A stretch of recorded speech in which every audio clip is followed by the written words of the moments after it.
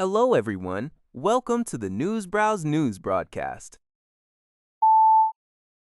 According to Global News, extensive spring runoff has resulted in severe flooding across northern Saskatchewan, prompting 35 communities to declare a state of emergency. One community, the RM of Garden River, has already sought assistance through the provincial government's Provincial Disaster Assistance Program.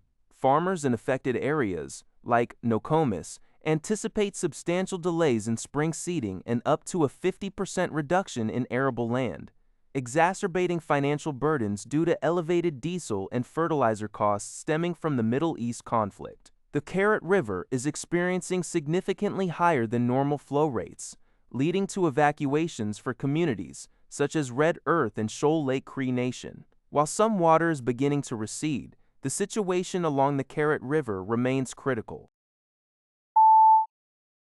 The Canadian press reports that Tumbler Ridge Secondary School in British Columbia, the site of a tragic mass shooting in February that claimed the lives of 5 students and an educational assistant, will be demolished and rebuilt on a new location. Premier David Ebbia announced the decision on Thursday, emphasizing that it was made after extensive consultations with survivors, victims' families, and the broader community, who clearly favored a fresh start. Tumbler Ridge Mayor Daryl Quercus described the move as a step forward, aiming to provide a healing environment for students.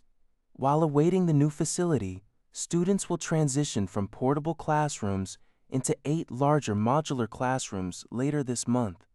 EB stated that the federal government would contribute funding, and experts would assist with the new school's design, aiming for swift construction given the project's significance. The Conservative Party of BC urged for additional mental health supports and a public inquiry to address system gaps. Premier Ebbia affirmed that a coroner's inquest is scheduled, and a public inquiry will follow if it fails to answer crucial questions regarding the incident, including the shooter's motives and potential links to AI chatbots. CTV News reports that a security video shows an individual setting a FlooReno building supplies warehouse in Scarborough on fire early Wednesday morning. Police are investigating this as a suspected arson incident. The footage reveals an SUV arriving, a person using a hatchet to break a window, then returning with a jerry can to pour accelerant before lighting and throwing a piece of paper into the building, causing an explosion of flames. No injuries were reported. This incident marks the 3rd attack on a FlooReno location in recent days. On Sunday, 2 other FlooReno warehouses in Mississauga and Toronto were also damaged by suspected arson within a half hour of each other.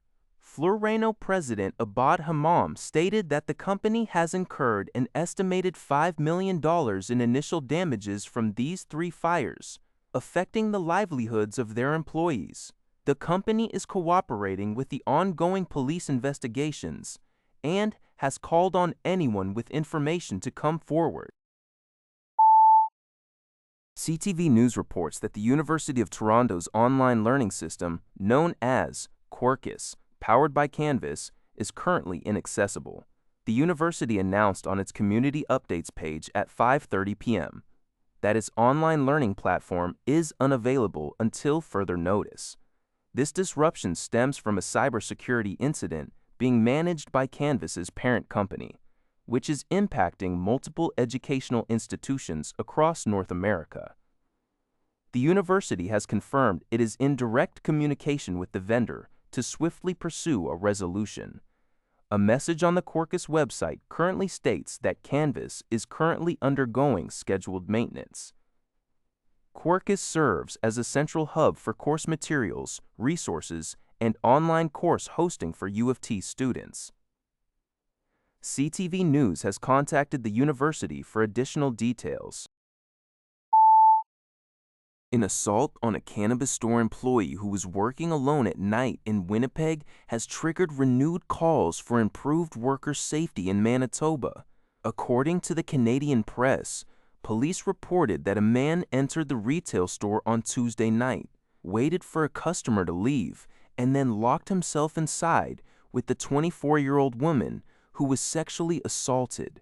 The Prende managed to flee uninjured and contact the police, leading to a suspect's arrest. The United Food and Commercial Workers Union highlights specific challenges faced by cannabis stores due to their sale of controlled substances and government regulations requiring covered windows, which obscure the interior. The union is advocating for several changes, including removing window coverings, banning solo work shifts, and installing panic buttons. The Manitoba government has indicated its willingness to consider new measures and is awaiting recommendations from a workplace safety advisory council focused on violence prevention.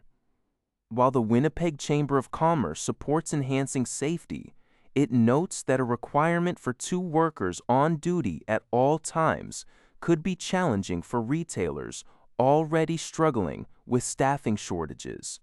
The Chamber also supports uncovering windows to improve public visibility into stores. That's all for this video.